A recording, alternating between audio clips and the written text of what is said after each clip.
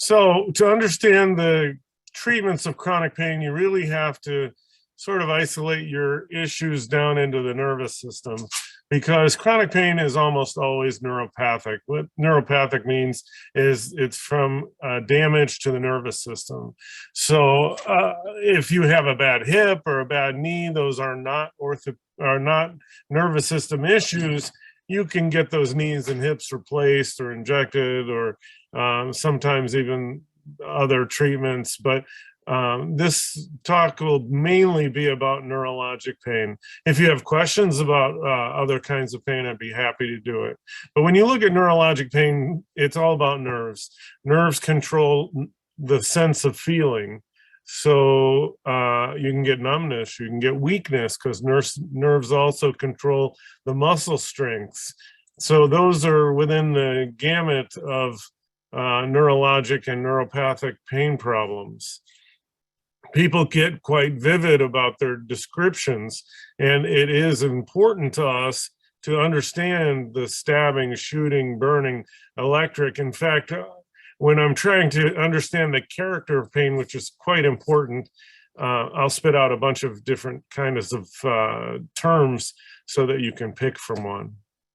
Next slide, please. So we have people that are normal in everyday society. They can do everything, down to the people that can hardly move, and everything in between. So this is a chronic pain continuum you see on your screen right now, from being able to do tasks, play with children, be productive, into the things that make us happy, like crafts and arts and gardening and sports. And you'll hear us talk a lot when you come in about sleep. If you're not sleeping at night, you'll have a lot of problems. And unfortunately, in today's pharmacy companies, all the drugs we use for sleep need a rhythm, and those sleep aids will make your life better, and they're not the ones that you see on TV for ads. They're usually the older ones that are safer and more effective. So please bring up sleep when you come into a pain clinic of any sort, because it's imperative you get that monitored and fixed. Next slide, please. So most people who come to us have already tried ibuprofens, have tried Tylenol, and all the medications that used to be used, such as opioids, are more back burner. A lot of patients don't want them anymore, and a lot of physicians refuse to treat with opioids. There is a happy medium, and some opioid use is important, especially post-operative pain, like after a stimulator or after a surgery we do. Those kind of things are imperative and important to regulate your body systems. Physical therapy is something that insurance is really insisting upon. So a lot of patients have already done physical therapy by the time they come to see a pain specialist like me. But it can get in the way if you haven't done it yet, because insurances are saying you need to do so much PT before we can order film. So if you can do that before you come, that'd be great. It gets things out of the way so we can get to the next step, which you need, or you wouldn't need a person like us. We can talk about drug pumps. It's not part of our treatment algorithm that we have on the schedule tonight. We can talk about surgeries or nerve blocks. Most of what we do in a pain facility is nerve blocks, because people need them so much.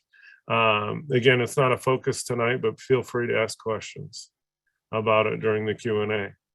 Next slide. So the big three topics tonight are radiofrequency ablation, spinal cord stimulation, and a procedure called Vertiflex. On the screen, you see it as indirect decompression, and we'll talk about why during that part of the lecture. But indirect decompression is using a spacer to be able to space apart your vertebrae. And it's the newer treatment that a lot of people have questions about, and hopefully you'll understand all about it after tonight's lecture. Next slide. So radiofrequency ablation has been around since I was young, and it has really improved in the past few years. There's newer versions of radiofrequency ablation. Most of them are targeting lumbar spine arthritis. If I could dismiss the issue that people usually have, they'll come in and they'll say things like, oh, it's just arthritis. So there's not much you can do about it, which is exactly wrong. There's a lot you do about spinal arthritis. Almost all of it is radiofrequency ablation.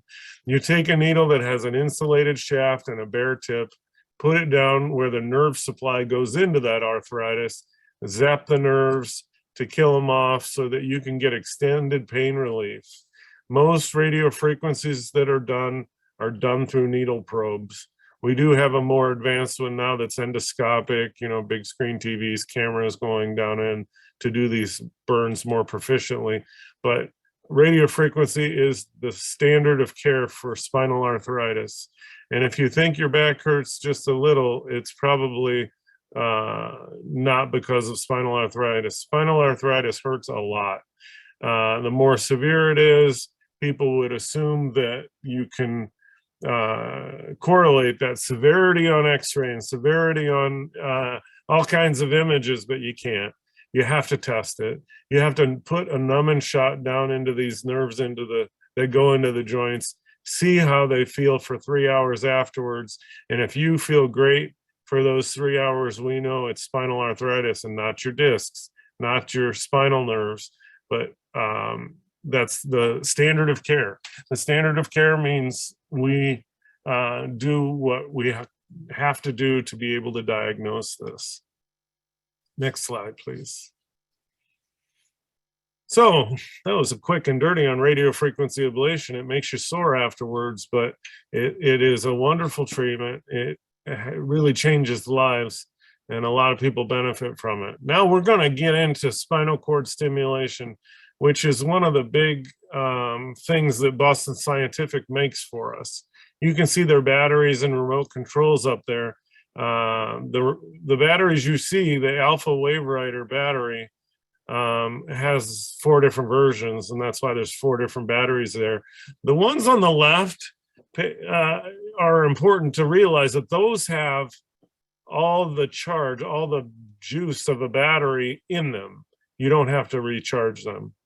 The ones on the right seem smaller, they're rechargeable. You have to recharge these at set intervals, like once every 3 weeks, you have to wear a belt that sends the energy into the battery. These are important distinctions so that if you get offered a choice, you'll understand all about it. But I can tell you that I've done this a long time, and I've used rechargeable and non-rechargeable batteries in the past. And most of the time, the stimulation waveform, the electronic specifics of the stimulation that we use will make its decision for you. Meaning we need to make sure that that battery doesn't need to be changed within a certain time frame. So if you can get a battery with all the electricity already in it, that's great. But if you need the Waverider Alpha that's rechargeable, we'll decide that for you and explain it all to you before we do an operation. Next slide, please. So another issue that, before we get to this one, is, and go back one slide, please, Elizabeth. Down in the right-hand corner, it says image ready MRI. MRI safety, really, I would consider it to be a standard now. Just a few years ago, MRIs couldn't be done on stimulator patients. Now it's routine that we can do them on patients with these batteries in them, and with almost all of the spinal stimulator leads that I run into with Boston Scientific. So it's important to understand you can get MRIs now where you couldn't in the past. If you're a patient that has a stimulator already and you would like to get MRIs in the future, ask your doctor. It just takes a phone call for us to figure out whether we can convert you to MRI safety. And most of the time it's just swap out the battery taking out a battery and putting a new one in. You just open up the previous incision, take out the old one, plug in the new one, sew it shut. So it's a fairly isolated surgery that takes 15 minutes and gets you able to get better clarity. MRIs are really so much better than CAT scans that it's important to understand that you could be MRI safe, most likely. An interesting thing about the newest innovations by Boston Scientific is in the middle right, where it says fast contour programming.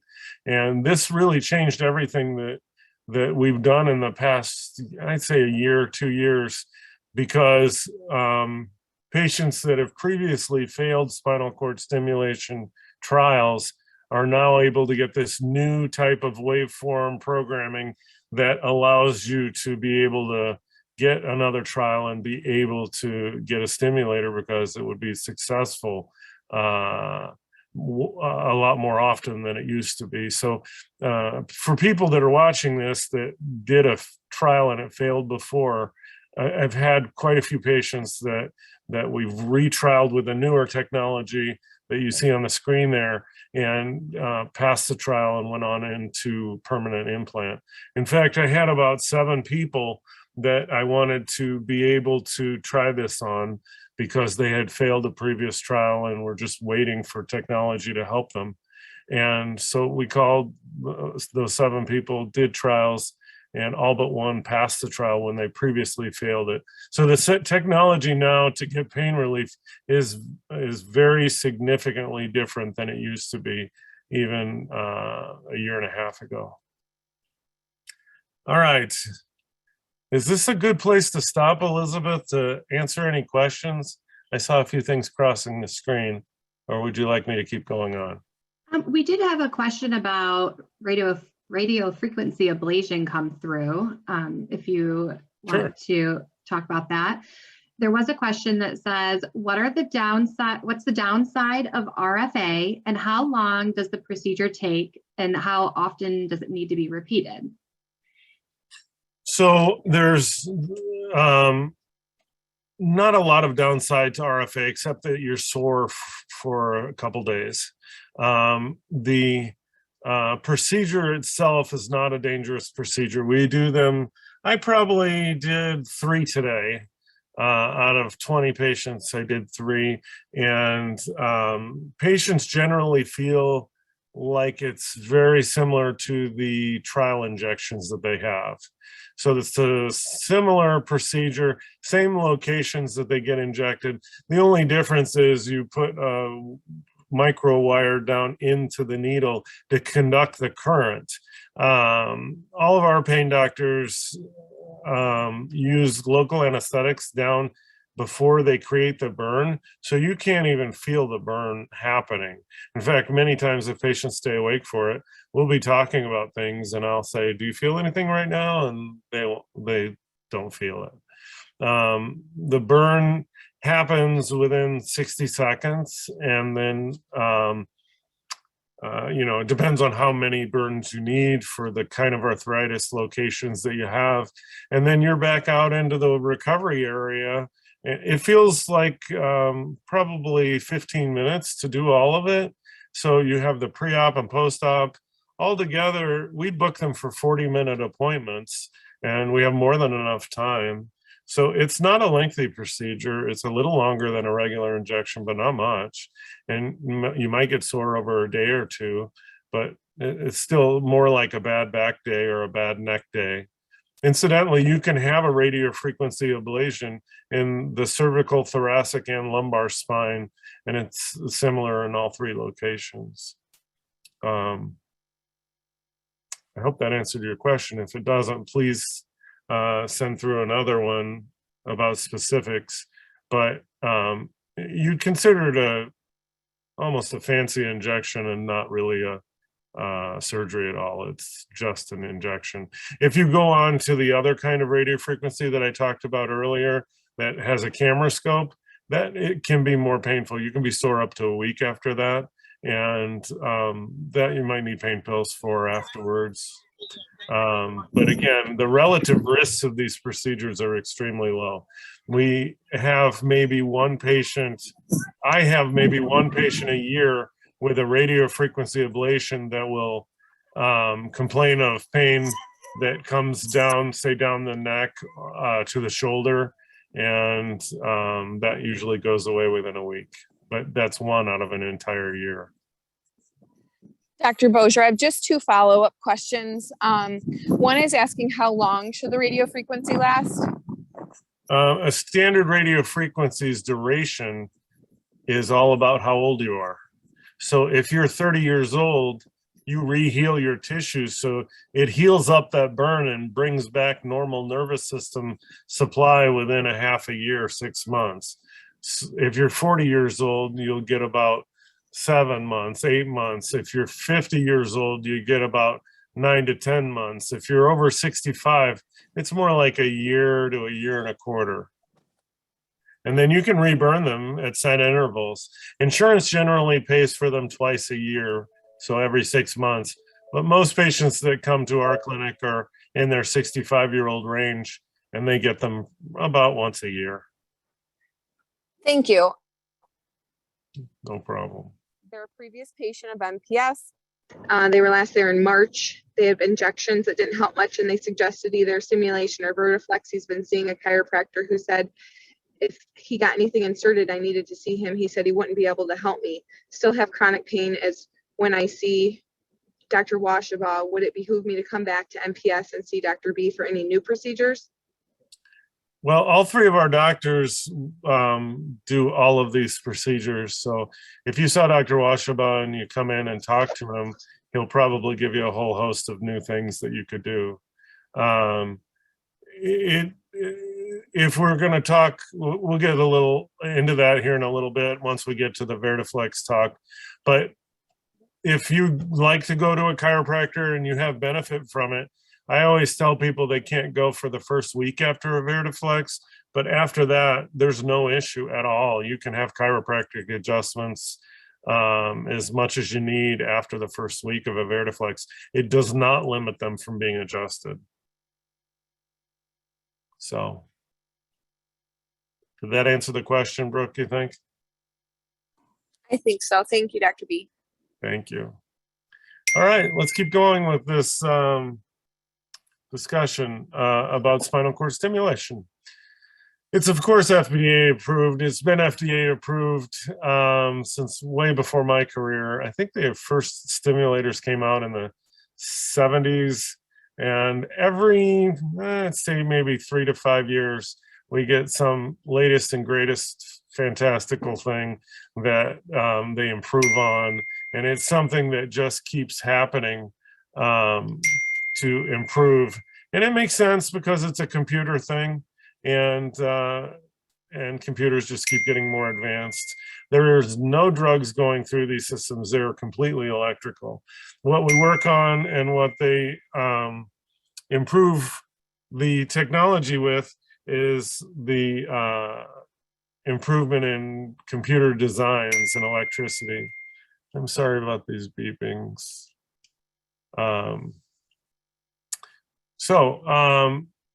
Stimulation is covered by almost every insurance. I haven't had but maybe a couple that were rejected, and it hasn't been recently.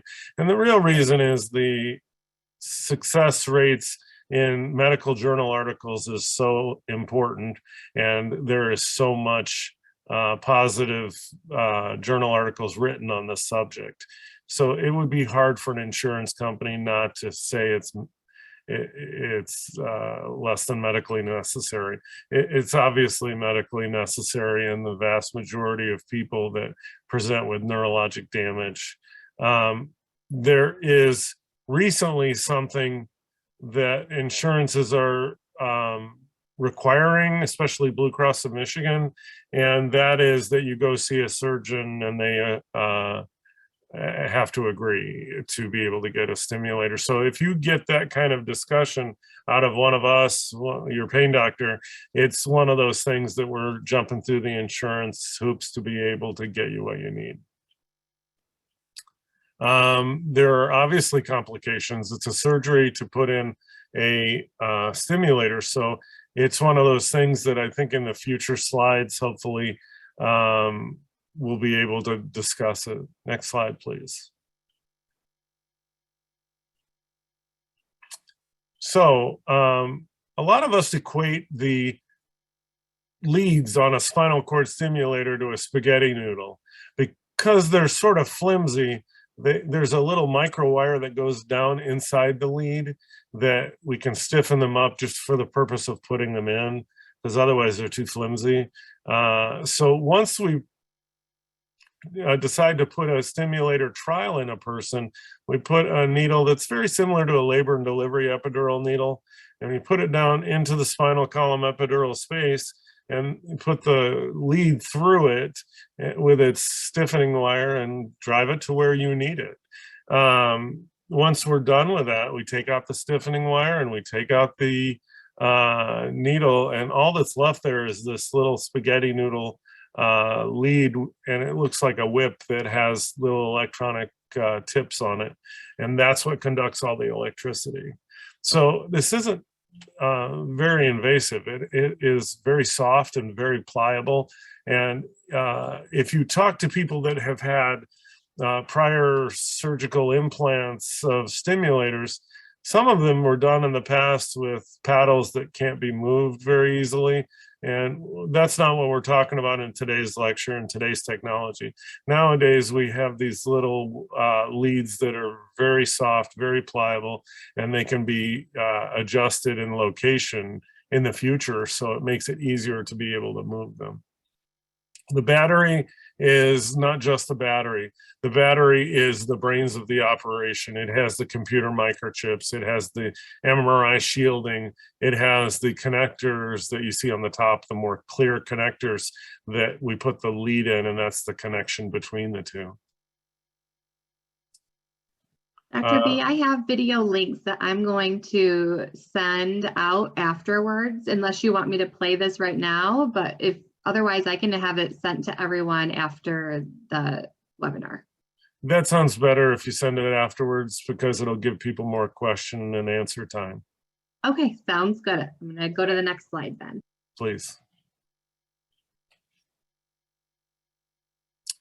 So I like to tell you about what the process is like.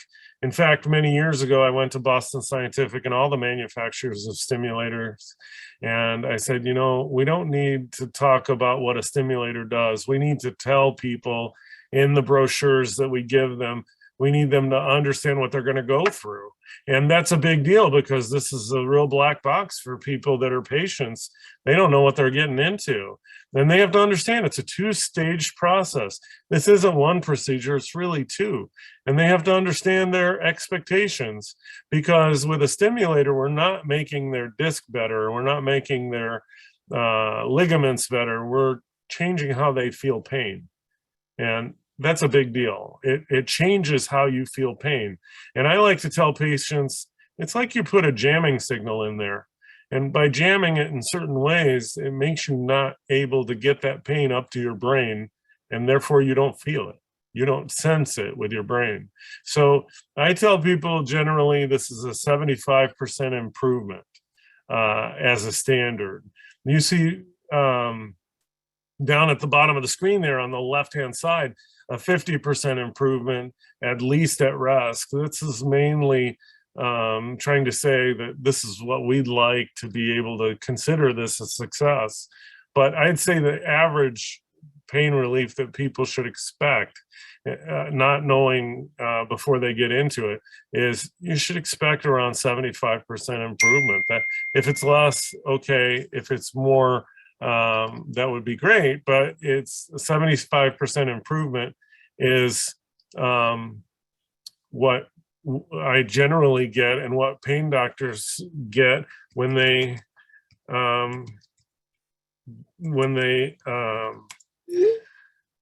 do these procedures. So it's a huge issue to be able to know what to expect.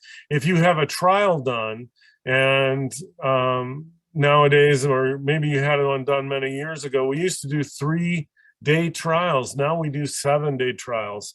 And the reason isn't because it takes longer to figure it out. It's because we have so many optional programs that we need to try out on you that we never had before.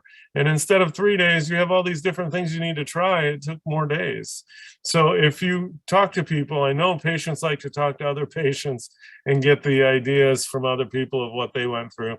But that's why we have these brochures we give you. That's why we focus on the DVD at the end of the packet. That's why we get you with patient ambassadors or reps to be able to talk to you about their technology, and of course, us doctors to be able to tell you what you feel.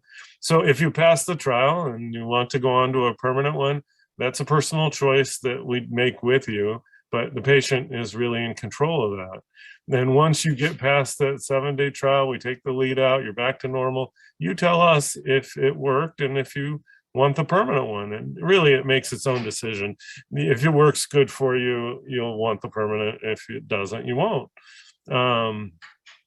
And a big question that people ask every time is, will I not need pain medications? Will I not need injectable procedures? And it's hard to answer those kind of things because it doesn't keep you from those things. But most people don't feel like they need those sort of things. Most people naturally will go off their pain pills because really they forget to take them because they're feeling pretty good and they're doing things when they have a stimulator in. So similarly, they increase their activities. They can sleep more because it doesn't hurt so darn bad. And it's a big change. And you'll see that on the videos that I'm sure she's going to text you these videos too. But improving your sleep, improving your function, having more fun, getting pain relief is all part of this. It's not just pain relief. Dr. Bojrab, we had a couple questions come through, if now is a good time. Sure, go ahead. One, not to go back to radio frequency, but I didn't want to miss the question, was they just wanted to ask if it's protocol to have an MRI before getting the radio frequency. Back up on the question mentally. When you come in and you see a doctor, we like to figure out what's wrong. And by most of the time that includes an MRI nowadays if it's spine pain. Now, having said that, if you already have an x-ray and it shows a rip roaring arthritis and you want to do that before you go on to look in deeper at the MRI, I've done that many times. It's fine to do it that way. And it's up to you and your doc how you handle that. But you don't have to have an MRI ahead of time. It's nice to define the problems, but you don't have to. I think that also relates to spinal cord stimulation. Would you agree, Dr. Bojrab? I would want an MRI as a physician with something like a spinal cord stimulator because, there are things that are odd, that are strange, like arachnoiditis or spinal infections or all these different things. You really need an MRI. It's not as easy as an arthritis. So you would need an MRI ahead of time. Okay. And then 2 more questions related to spinal cord stimulation. Would you like them now? Yeah, go ahead. Okay. One is just, is there any activity that you cannot do if you have a spinal cord stimulator implanted? That's a good question. Within the first 2 months after you get a permanent implant, the surgery part, you can't twist your trunk. And the only way I can do this well is go like this with my trunk. We don't want you doing that for 2 months. And the reason is the leads settle in and they get these little micro scars. And think of my fingers right here sitting on the back of a circular spinal cord. And if one of them goes like this, that's not so good. That means surgically we got to go in and fix it. And so you don't want to twist your trunk within the first 2 months because after 2 months, the likelihood of that is slim and none to have that kind of problem. So it's better to wait for 2 months. Now, having said that, let's talk about the time after 2 months. It would probably be not such a great idea to be bungee jumping or rock climbing or something where you can have an enormous jarring of your whole system. Something else that if you're not a good horseback rider and you try to trot, that would be really pushing it. But most people don't run into those kind of things. And for the most part, you can almost do anything short of those enormous forces on your body. You can swim, do all kinds of stuff, hiking, whatever you like, short of big jarring things. Thank you. Before moving on, just one last one. It kind of takes us back to radio frequency. It just says, I have a herniated disc at C7. You seem to indicate RFA is for those with spinal arthritis. Would RFA still be good, or is a fusion the better bet? You have to separate it and say, if I have a herniated disc, do I also have spinal arthritis of the joints next to it? So the radiofrequency ablation would be for the spinal arthritis, and it won't help a herniated disc. The disc is separate. For a herniated disc, a discectomy is better. You said cervical, so discectomy and fusion is what is the standard of care after epidurals are done. So again, they're two separate issues. To separate those out, what you need is do the medial branch block nerve blocks and see how you feel for the first 3 hours. If you feel great while the numbing is on the joints, then radio frequency is a better idea. If you don't get any relief for those first 3 hours after the injectable local anesthetics, then you need to address the spinal disc and not do a radio frequency ablation. Thank you. So let me get back to the previous question that you had there for a second. It is quite common that patients will do things actively with stimulators. They're not limited really, and they fall once in a while, and maybe I'd say once every 2 weeks we get phone calls that a person fell and they hit their spinal stimulator on the concrete or whatever they were doing, and it's these systems are very strong. I wouldn't say indestructible, but it is extremely rare to have problems with a device impact on the battery. And so we usually tell patients to call us, talk to the reps, turn the device on, see if it stimulates you in the correct location. And 99% of the time, it doesn't hurt it. So it's one of those things that it's nice to know how strong and problem-free it is during impacts. Next, please. Brooke, did you have another question? No more questions at this point. Okay, please go back to the previous slide because I have a next question, not next slide. So let's cover the previous slides issues. I'm trying, Dr. B, sorry. I'm sorry about that. I said the wrong thing.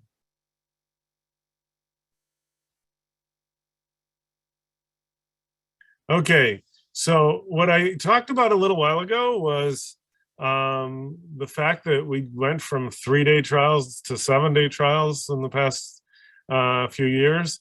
And it's because of what you see on the right side of the screen there. When you see the word paresthesia, that means like a tingling or nerve sensation, a numbness, a vibrating. These are all descriptions of what a paresthesia is. And a paresthesia to us means a nerve function is changed. And you get those feelings in an arm, leg, or even in your back or neck. And so the stimulators put electricity through them. And so we call that paresthesia too. So some people feel it as a vibrating or tingling, and but what was created a few years back was paresthesia free, and we call them silent programs. Silent programs, you don't feel anything. You're running your stimulator and you don't feel a thing. And that's one of these new programs that got a lot of people better that we couldn't get with just the paresthesia based programs. And then they created a wave writer, which was the first battery to be able to do both of them at the same time. And then now they have a new system that even has further programming that we never had before. And again, One negative to all this is that it uses a lot of energy. So you might have to recharge your battery a little more often, but it is well worth it. Next slide, please.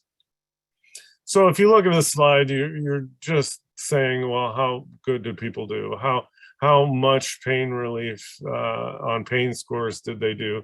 And going from an 8.6 down to 2.98 is a big change. Most people will tell us 70, 75%, as in their words. And these pain scores are done by research on asking everybody pain scores, but it's roughly the same thing. Next slide, please. Patient ambassadors. I think you're going to hear from our patient ambassador that's part of our lecture tonight. And it's important, probably the biggest focus we have with these webinars and in-person lectures is patients being able to ask somebody that has a stimulator in. And they've had these questions thrown at them many times. One thing I would caution people about is, and they're going to do it anyway, is they ask family and friends that have a stimulator in. Because a lot of times that other person doesn't have a stimulator for the same reason or the same nerve damage, or but again, our patient ambassadors have a breadth of knowledge of more than just their case. So I think we'll have Chris take it away here.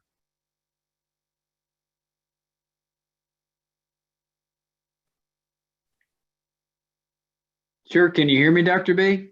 I can. Okay, great. Thanks for being part of it tonight. It's a big deal for our patients. Absolutely. Thank you for having me. I appreciate that opportunity.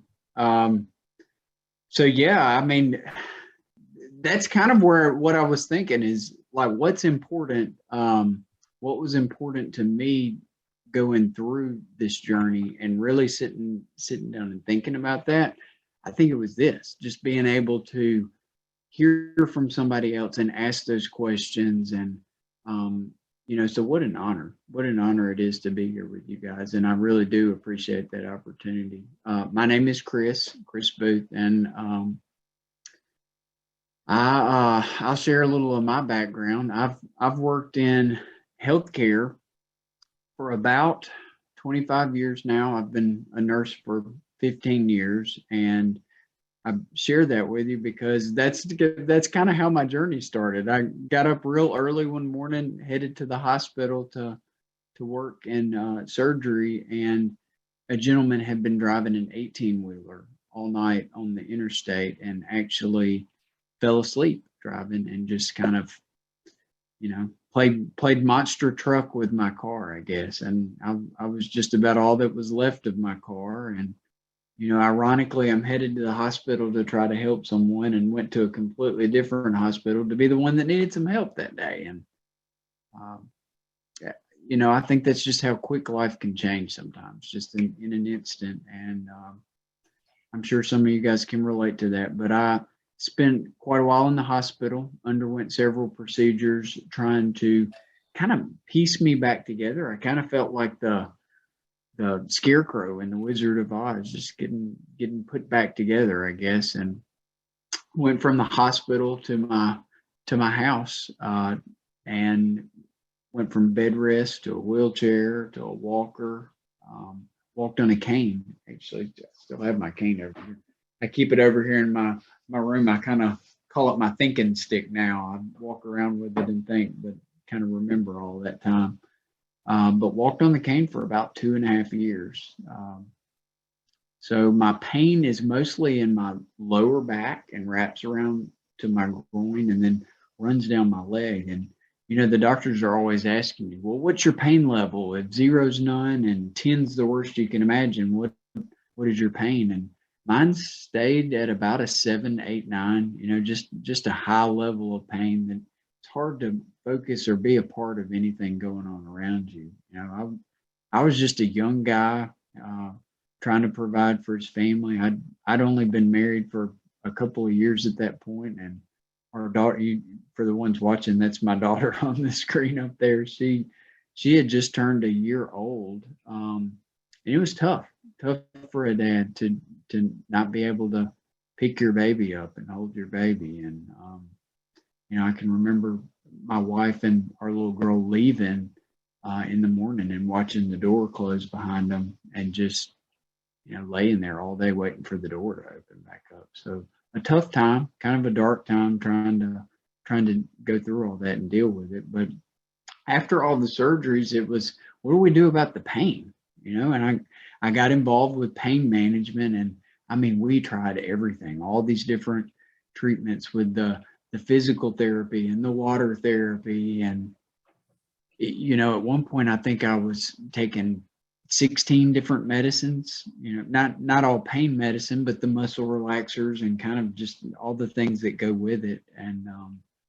we tried TENS unit and did the injections, did several rounds of the injections. And I actually want to say that they helped a little bit, but for me, they didn't last very long. And so at some point, my doctor came to me and said, you know, Chris, I don't know if you've heard of this company, Boston Scientific, but they actually make a device for your type of pain if it's something you're interested in. And I said, absolutely not. I don't want anything. I said, I've already had all these things done to me and all these procedures. I don't want anything else done. And I kind of ran from it.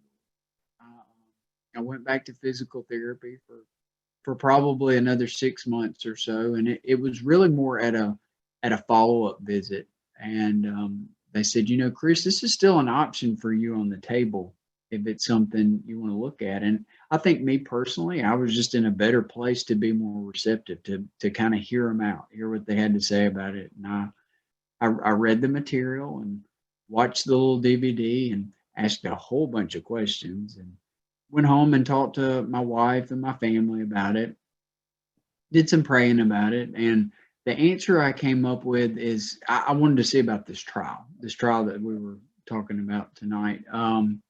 Because I looked at it like, if the trial helps me, I might can move forward with this. If it doesn't, I'm just kind of checking it off a pretty long list of things I've already tried that hadn't worked for me. So I really didn't know how much faith to put in it, but I thought, you know, if it doesn't work, I'm really no worse off than I am right now. So kind of, what have I got to lose? I might as well try it. So I did decide to go forward with the trial. And guys, I can't tell you how awesome my trial experience was. I mean, it was unbelievable. It was kind of night and day. That 7, 8, 9 pain that I described, it during the trial, it went down to about a 1, 2, 3. You know, just really not a 0, but it brought it back into a level where I felt like I could appreciate what was happening around me. I could be a part of the world again. I saw that I was able to do a little more. My activity level increased. But also a big thing for me is I had such a hard time sleeping. You know, I would go to sleep and I'd wake up with these spasms and cramps and all running down my leg. But during the trial, I found that I could even get a good night's sleep with the stimulator. So it was, I mean, just an amazing experience for me. But finished up the trial, went back to the doctor's office and finished up the trial. And they said, you know, Chris, is this something you want all the time? Do you want to feel this relief all the time? And I said, are you kidding? I don't even want to stop the trial. This is great. I want to keep this going. And, you know, that I decided to move forward with the next steps of it to having this all the time. And that's now been a little over 8 years ago. I've had my stimulator for 8 years. I still use it every day. It still helps me every day. And, you know, I never tell anybody, oh, you need to get a stimulator because I've got a stimulator. I just think I'm a good example of what it can do for somebody. So that's the best advice I can offer people when they're asking about it is, you know, maybe don't be as stubborn as I was. Ask your questions. Listen to what they're trying to tell you if they think it might help you. Because if it does, it really could change your life. You know? So that's my story. That's my journey kind of to where I am now with it. But I really appreciate that opportunity to be able to share it with you guys this evening. I bet we have some Q&A for Chris. Sure, That's what I was absolutely. just going to say. If anybody has any questions for Chris and his experience, please, you can send them through the chat, and I'm sure he'd be happy to to answer anything that you have. Or if they come up as we go, we can always circle back too, if that's okay, Chris. Chris, I have a question for you. Did you get Yes, the sir. newer battery? The I, latest and greatest alpha, is that what you have in, or do you have the previous generation? I look forward to getting that new latest and greatest alpha. And I think that's kind of neat because it really just kind of speaks to the longevity of it, I guess. Mine is more than 8 years old now, and I still get good relief from it. But I do look at some of that you were talking about with the alpha, and I say, man, my goodness, these things are so awesome. It's almost like it's going to start your car for you or something with the next generation. So I do look forward to that time when it comes. Well, we have a trouble with, patients that have had other stimulator brands, or maybe we're looking at how we're trying to make their case better with predicting if alpha will make it different. So every case is its own case, and it's hard. That's why I was curious which model you had. Yes, sir. Dr. Bojrab, we did actually have a question come through for you in the chat feature. Just Okay. wanted to ask you. It says, I had my second injection today, steroid, and have up and downs on my pain levels from 2 to 8, mostly 2 to 5. Second injection was 4 months after my first. How many injections lie ahead before I should look at spinal cord stimulation trial? Well, it's not, there's not a set quantity to give you a straight answer on that. It really depends more on what's going on the MRI and x-rays that you've had and which disease state's causing you pain to be able to say, okay, we've adequately injected it to see what our answers will be. And there's so many of them, it's hard to give you a number. But there's a feeling a doctor gets that does this on whether they think that you're going to do well with a stimulator. So, if I see a person and maybe they're a little bit more painfully, like burning pain or those different clues that they give us during the discussion, and you'll hear people like me throwing out the idea of a stimulator. If they're throwing out the idea to you, it's probably a good answer that you'll do well with it, because those are the kind of things we predict. That's the things we look for to be able to counsel people that this is a good pathway for them to go through. Sorry, I couldn't give you a straight answer, but that's as close as I can get. Thank Dr. you. B. Oh, Yeah. I was sorry. We had Go ahead, another Elizabeth. question come. Okay, sorry. We had another question come in too. Somebody said they've had problems with anesthesia and wants to know how long is a patient put under for the spinal cord stimulator, both for the trial and the permanent one? That's a great question. First time I've had that question ever in the webinars that we've done. The anesthetic of choice that we use for stimulators here at Michigan Pain are really propofol anesthetics, because we want you to wake up quickly. There's very, very few people that have trouble with propofol only. So I would say that it's probably negligible that you would have problem with the trial. Now, the permanent is a different anesthetic, and it's a mixture of different drugs that make a good anesthetic. So it's best that you talk to one of us and bring up the issue. Let me tell you about it. Bring up issues like genetic diseases of anesthesia and counsel you on that issue. And there's ways to work around almost every one of them. Some take longer, so it could make the procedure or surgery longer. But we get around it and get it done just fine. But these have to really be tailored to each person's needs. All three of us are anesthesiologists in our primary degrees, so this is an easy one to talk people through. Dr. B, earlier you were talking about the options with programs that you can feel and programs that you don't feel. And I was wondering if Chris could talk a little bit about the programming preferences that he has. Yeah.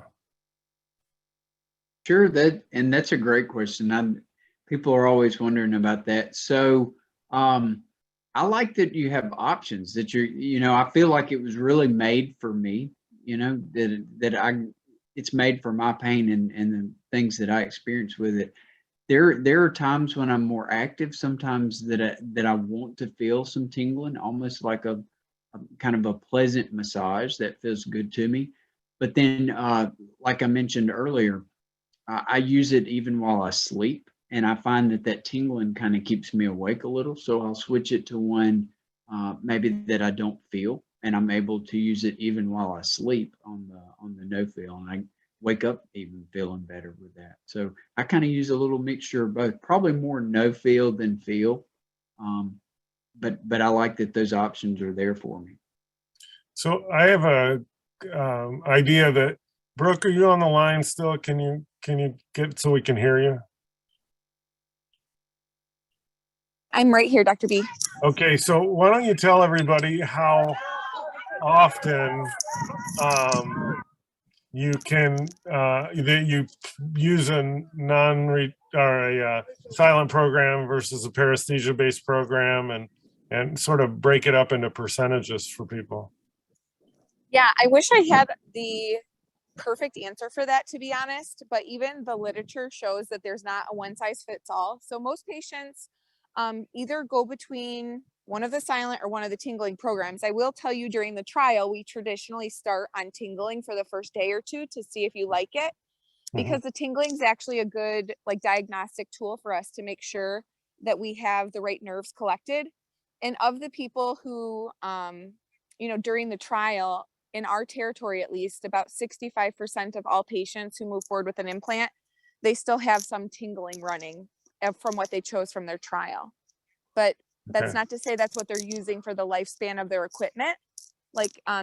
Patients who have implants in for 3, 5, 6 years are switching. Sometimes they prefer silent at night, and sometimes they like tingling in the day, or vice versa, depending on their activity. That brings up a good thing that I would like to know if I were going into a stimulator. Do they use the silent more at night? I mean, or do people use paresthesias during the sleep? Yeah, that would definitely be something good to track and research. I don't know the exact answer for that though, but we do see people switching back and forth in the evening. Okay, thank you. Of course. There was one more question. Someone asked, how many stimulators have you placed yourself, Dr. Bojrab? Oh gosh, I don't know, honestly, throughout a career of them. I would say thousands, but I don't know how many. I mean, I can talk about my experiences with them and all that sort of thing. And I'm a researcher for more than one stimulator company, and I just have lots of experience with it. I don't know what else to say, honestly, but I'm old hat at it. I've done it forever. Thank you. Thanks. Thank you, Chris, for sharing your story with everyone tonight. We really appreciate you being here. I don't know if you're able to stay on or not, but if we have other questions, it definitely can hopefully connect patients with you if anything comes up after the fact.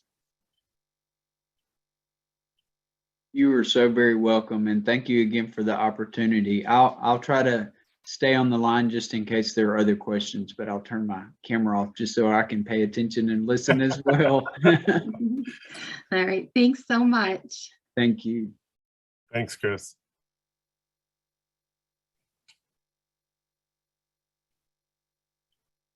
All right, we're going to switch topics to Vertiflex.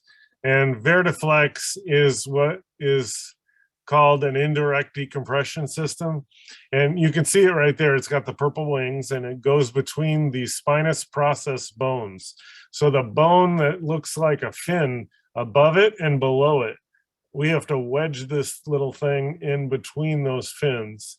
A good question, if I were trying to analyze this as a patient, would be, what's in there already? Because all we see on this picture is a skeleton, and it's very loose connective tissue in a living human in there, and there's not anything that's important, certainly not nerves at all in that location. So that's what makes this an ideal location for an implant if it would help.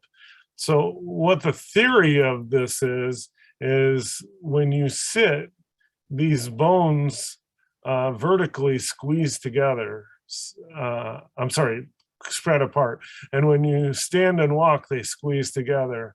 So this little implant is like a block you put in there, and it won't let them squeeze together from top to bottom. It tricks your back into thinking you're actually still sitting when you're standing and walking. And that's really the bottom line of this. It tricks your back into thinking you're still sitting when you're standing and walking. So the big question for us to as a screening question, after we see a little stenosis or a lot of stenosis on MRI is, when you sit, do you get pain relief by sitting? And if they say, yeah, then boy, this is first in the thoughts, because it is a tiny procedure. We make an incision about maybe a centimeter high and wiggle this little thing into an exact location under x-ray guidance. I mean, almost all the time is making the implant location just perfect before pulling the trigger and having the little purple wings go up and down from the central location. So it's all getting it in the perfect spot to make it work for you. And it's about 15 minutes of surgery to put one of these in, and 30 minutes for two of them to be put in. But again, the trick here that we're taking advantage of is to put a little implant in that makes your pain the same all the time as you get when you're sitting. So for patients that say, oh, I still hurt when I sit, this is not the procedure for you. The procedure is really for people who can sit and feel good sitting. In fact, a lot of patients will joke with me and say, if I could just sit all day, I'd be fine. And it really is true. As soon as they make comments like that, you think Vertiflex. And Vertiflex hasn't been around that long. There's a 5-year trial research study that was done before they even launched this product. So 5 years is forever in medical literature. And so it really was tested before they put it on the market. And once they did put it on the market, they're very selective about who gets to put them in as physicians. So all of us are well trained. It has been a good process. And when you look at the screen here, it sort of shows you people that have these issues. The people on the right there are sitting, and the green is supposed to mean that their spine is good and they're happy and it doesn't hurt. Or when they lean on a grocery cart, it sort of leans them forward and spraces out the bones in their back, and they love that grocery cart. And when they're standing and walking, it hurts. And those are the people that do well with a Vertiflex. So a lot of people say when they're sitting, if they stand up from that sitting position, they get a bit of a surge of pain. And that's a nice little thing. It's not critical, but it's one of those things that very commonly happens to be in the patient's story when they come in. You can see towards the bottom there that, their sciatic nerve got so bad and it helped them, or they can't live without a grocery cart if they're going to the store, or these incidental things. But if I could impress upon people the big issue here of this part of the lecture, it's if you get relief by sitting, this is something you really need to consider. Next slide, please. Okay, so if you look at the bottom pictures of vertebra, and it says stenosis right there where her pointer is, then you see those red lines in there. That's when things are too tight, and they're putting it in red to sort of catch your eye. And those are the nerves inside your spinal canal, and the ones trying to escape on each side, those are severely pinched. If you go to the healthy spine on the left, to your eye, you might say, oh, the yellow nerves look similar. But when we look at them on MRI, it's much more drastic than this. These aren't the greatest pictures for you to see and understand. But again, when you lean forward, generally you get pain relief. When you sit, you get pain relief. When you stand and walk upright, it hurts. And that's what lumbar spinal stenosis is. There's not enough room for your nerves. And when you look at an MRI, which of course your doctor will go through with you if you're a candidate for this, they'll show you why we're doing it and why they're recommending it. Is when you look at that MRI and it's too darn tight, and you give them that piece of important history, but when I sit, I'm almost all the way better. That's when things line up, and you become a candidate for Vertiflex.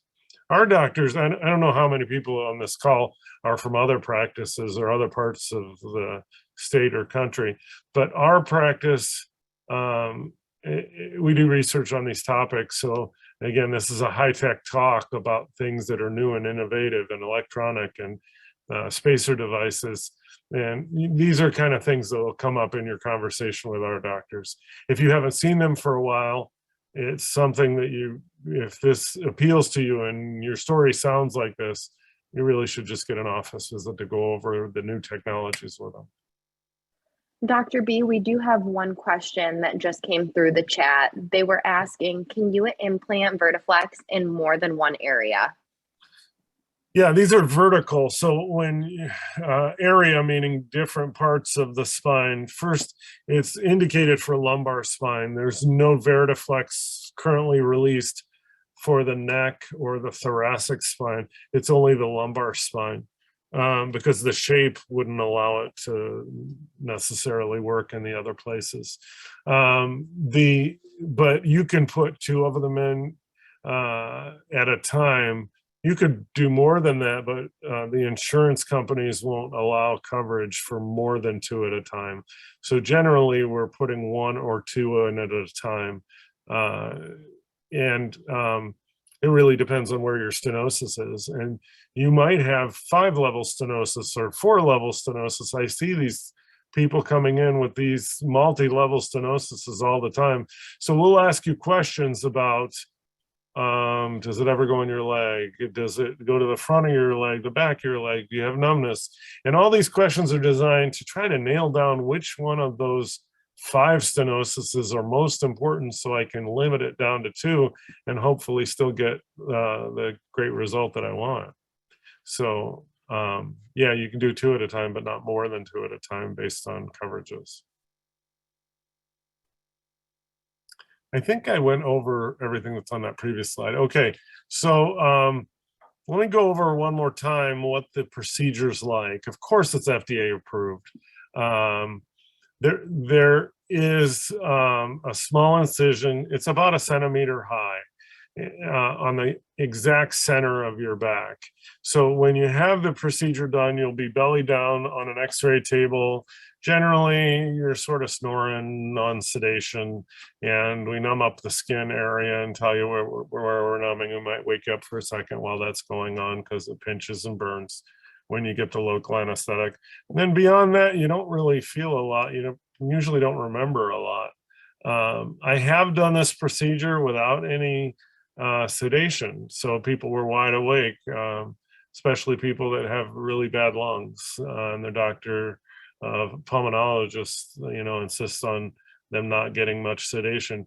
Frankly, the people don't feel the procedure very much at all because we can numb it up pretty darn good. But having said that, almost everybody wants sedation, so that's what we provide. And it's a fairly easy operation. When we go in there, we make that vertical incision, and there's a lot of wiggling around, making it perfect under X-ray guidance. You'll see X-ray cameras in the room when you're brought in the room.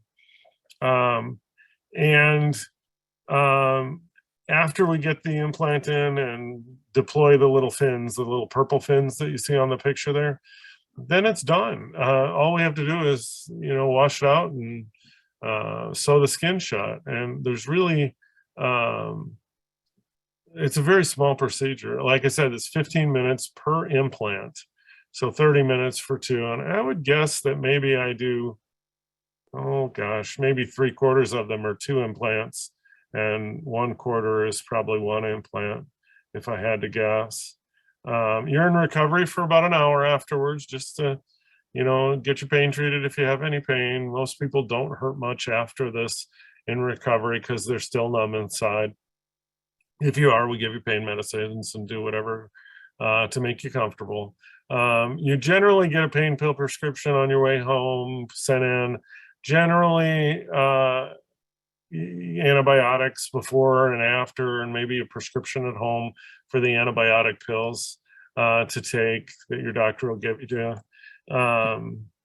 People ask about recovery time, and before this was really a popular procedure when it was sort of in its infancy, we didn't really get the rules to recover a patient. And so we had to sort of, all over the country, we were making it up and being more cautious.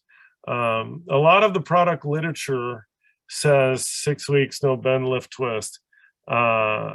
But in our practice, and again, other places are different, but in our practice, I like to tell people for about a week to 10 days, you're going to have soreness in your back, like a bad back day.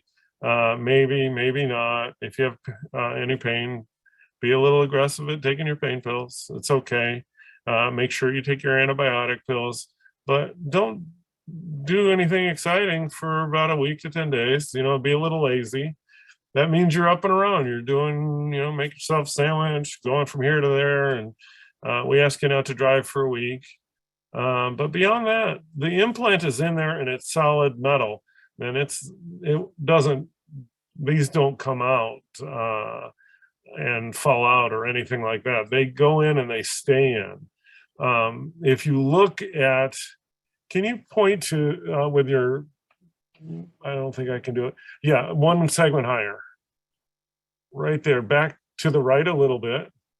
See that notch that goes up in the bone above? That is a larger area than when you go more to the right. So the implant likes to stay put right there, and it won't work its way out because it's more narrow. So it is anatomically a perfect location for an implant because the anatomy keeps it where it's supposed to be. So what I said a little while ago was that the parent company, the Boston Scientific, engulfed to be able to get this procedure, did great with the original studies. They did 5-year studies. We call that level 1 research, which in medicine, if we have a device that works for 5 years, it's considered to be permanent for a lifetime. So I have had different manufacturer defects in every different device I've ever used, but there is an extremely low rate of problems with Vertiflex because it's such a simplistic design. So, excuse me, Dr. B, we do have one more question coming through. Sure. It says, I have already had the mild procedure and I still have pain. Would this be the next step? If she or he gets better with sitting, yes, definitely. Mild procedure is, and I'll bring up a model here. If you look at, this is like you're looking into the back of a person. This area right here, you can go in with a mild procedure and you can take out tissue here just in the center. Vertiflex is very different. Since it jacks open this space right here, it provides relief of stenosis from right all the way over to the left. So instead of just taking out central stenosis, the Vertiflex takes out stenosis from right all the way through the center, all the way to the other side. So it's not equivalent. Vertiflex is a product that satisfies a lot more pain states than mild will. Okay, so I hope that answers the question. We'll keep going. Please feel free to ask more questions. I think it does. Thank you. Good, thanks. Patient satisfaction scores, all these different things. You can look at it, and the thing that strikes a physician is 90% success rates at getting a success. Now, what you consider a success is 85% drop in opioids, 81% physical function improvement, leg pain. But what we want to see is we're helping people a whole lot 90% of the time. And that's what makes a doctor happy.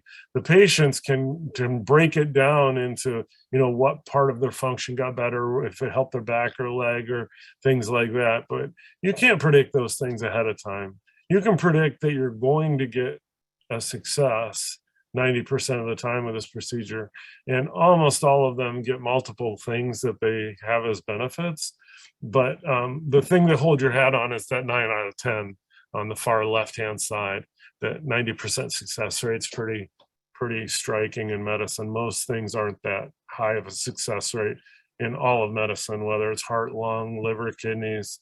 90% is darn good, especially for such a simplistic procedure. Next slide, please. Boston Scientific just a few years ago bought pain.com as a website, and it's really pretty good. At patient education, I would definitely recommend it.